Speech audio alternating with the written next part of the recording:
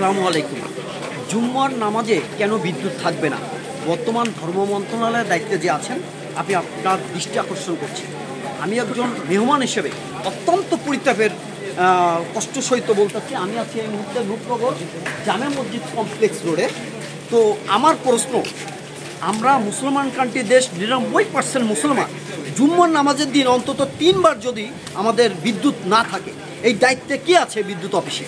আমি সরকারের বর্তমান দায়িত্বশীল কর্মকর্তার দৃষ্টি আকর্ষণ করব এবং ধর্ম মন্ত্রণালয়ের দৃষ্টি আকর্ষণ করব।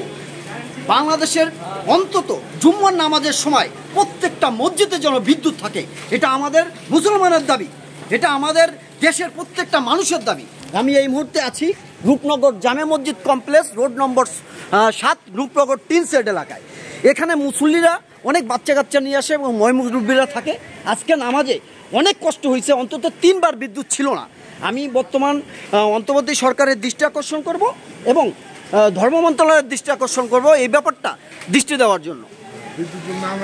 এবং আরেকটা বিষয়, এই এলাকার যে বিদ্যুৎ অফিস আছে, দায়িত্বরত কর্মকর্তা কে, এই ব্যাপারটা একটু খতিয়ে দেখার জন্য আমি বিশেষভাবে অনুরোধ করব।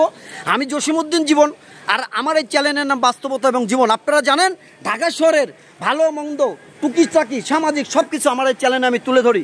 আপনারা বিষয়টা দৃষ্টি দেবেন। আসসালামু আলাইকুম।